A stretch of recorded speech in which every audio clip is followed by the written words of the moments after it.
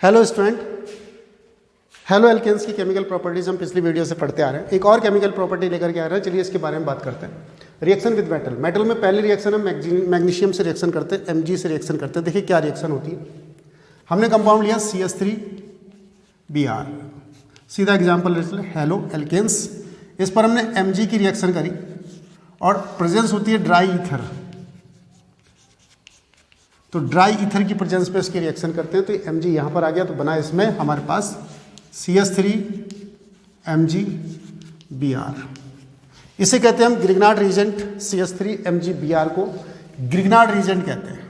तो ये CH3MgBr बना methyl magnesium bromide. Ethyl magnesium bromide कुछ भी हो सकता है यहाँ, मतलब यहाँ पर इसकी जगह कोई भी अल्काइल ग्रुप होना चाहिए, यानी कि R ले सकते हैं, यहाँ Mg लेंगे और यहाँ पर कुछ भी X ले लो आप।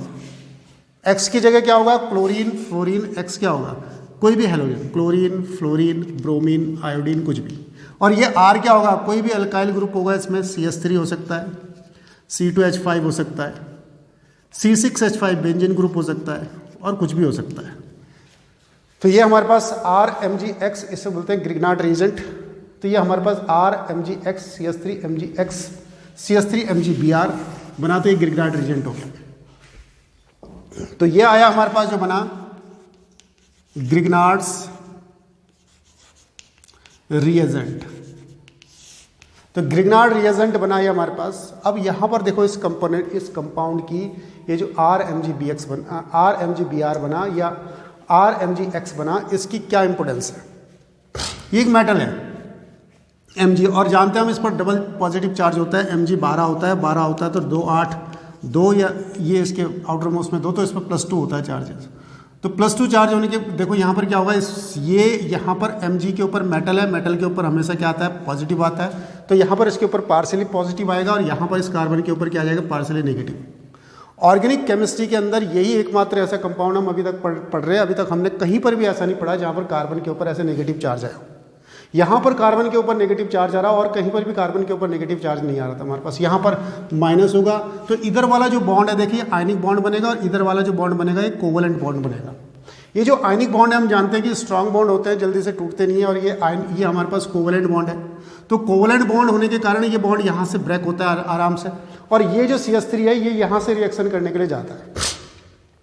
मैं फिर कह रहा हूँ, ये वाला जो बॉन्ड है हमारे पास, इसके पास कोवलेंट कैरेक्टर बहुत ज़्यादा है। यहाँ पर आयनिक कैरेक्टर भी है, लेकिन कोवलेंट कैरेक्टर की मात्रा, परसेंटेज मात्रा बहुत है। ये हाईली पोलर भी कह सकते हैं इसको। ये हमारे पास पोलर बॉन्ड है हमारे पास। तो पोलर बॉन्ड है हमारे पास, ये हमारे पास प्लस और माइनस। तो इसके पास कैसा कैरेक्टर है? तो यहाँ पर कोवलेंट कैरेक्टर, और इधर की तरफ आयनिक कैरेक्टर है, तो इसलिए यहाँ से रिएक्शन होती है। ये बहुत ज़्यादा रिएक्टिव हो जाता है, इसीलिए ये कंपाउंड जो है बहुत रिएक्टिव कंपाउंड है।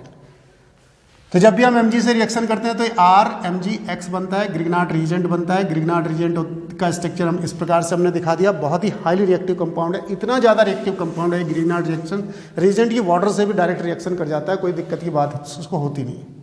जैसे किसी से भी आप चाहें तो इसकी रिएक्शन, ये बहुत सारी जगह पर यूज़ होगा, बहुत सारे केमिकल कंपाउंड बनाने में इसका यूज़ होगा हमारे पास। किसी एल्डिहाइड से रिएक्शन कर दो तो कर जाएगा, किसी वाटर से रिएक्शन कर दो। देखिए एल्डिहाइड से रिएक्शन अगर जो मैं कराऊँ HHC डबल बॉन्ड हो, और यहाँ पर मैंने कंपाउंड ले लिया ये Mg CH3Mg और Br। इसके ऊपर क्या था हमारे पास? Partially negative charge. इस पर क्या है? Partially positive charge. ऐसे यहाँ पर ये बॉन्ड इधर की तरफ को खींचेगा अपनी तरफ को नेगेटिव होने के कारण, तो यहाँ पर पार्शियली नेगेटिव चार्ज और यहाँ पर पार्शियली पॉजिटिव चार्ज। तो ये नेगेटिव वाला कहाँ जाएगा? पॉजिटिव से रिएक्शन कर देखो क्या बनेगा? HHC। C पर कैसा चार्ज है? पॉजिटिव। पॉजिटिव पर कौन आएगा? CH3। तो यहाँ पर ही आया CH3। इस पर ऑप्शन पर क्या है? नेगेटिव। नेगेटिव पर कौन आएगा? पॉजिटिव वाला, तो क्या बनेगा? OMg और Br। और फिर मैंने इस पर वाटर डाला, तो वाटर डालने पर क्या होगा? ये CH3CH2 और OH अल्कोहल बन जाएगा। CH3CH2OH और प्लस MgOH और Br, ये बाहर निकल जाएगा, तो अल्कोहल बन गया।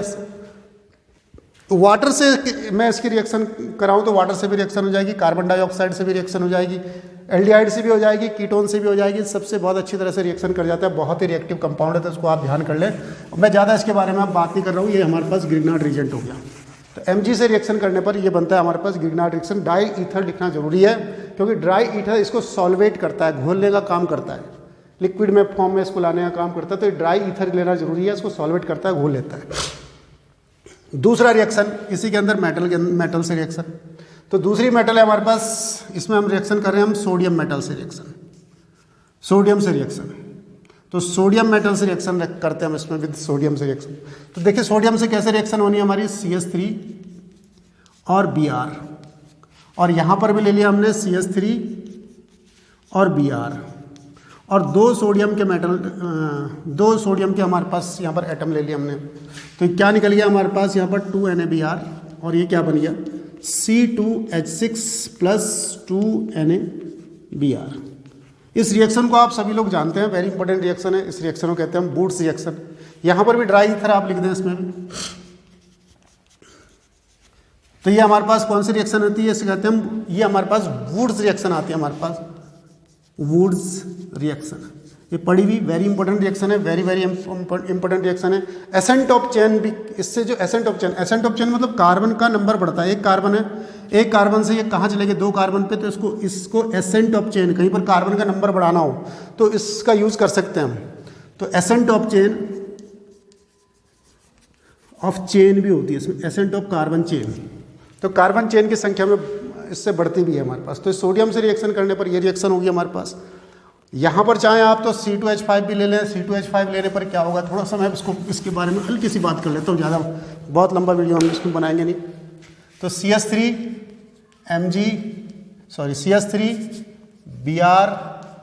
2Na, इधर हमने मिथाइल ब्रोमाइड लिया, इधर हम इथाइल ब्रोमाइड लेते हैं, इसका दूसरा ही प्रकार का ये।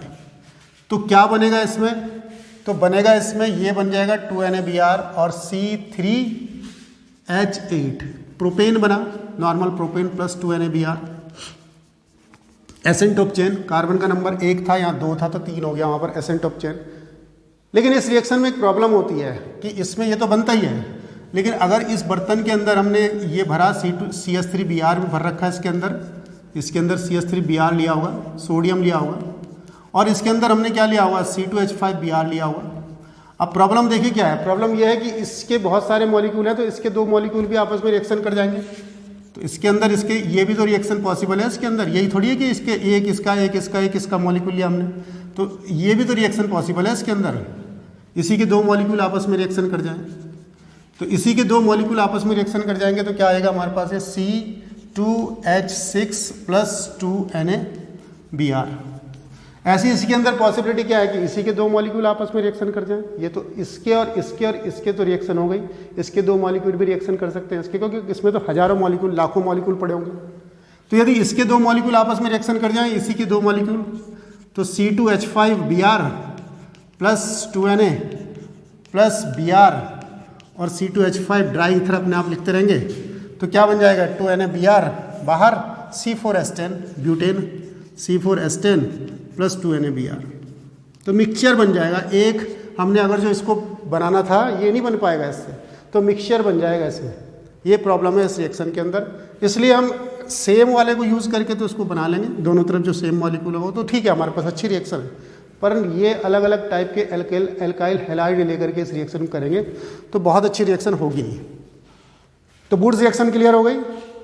When two molecule of alkyl halide react with sodium in presence of dry ether, then alkane is formed. This reaction is known as Wurtz reaction. When two molecule of alkyl halide react with sodium in presence of dry ether, then alkane is formed. This reaction is known as Wurtz reaction. In this reaction, ascent of the carbon chain is. अब चलते हैं इसी के अंदर तीसरी reaction. तो तीसरी reaction हम क्या करते हैं इसके अंदर, तीसरी रिएक्शन हमारे पास आती है इसके अंदर हम जिंक से रिएक्शन।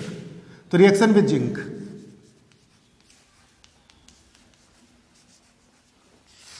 तो रिएक्शन विद जिंक देखिए कैसे करेंगे हम।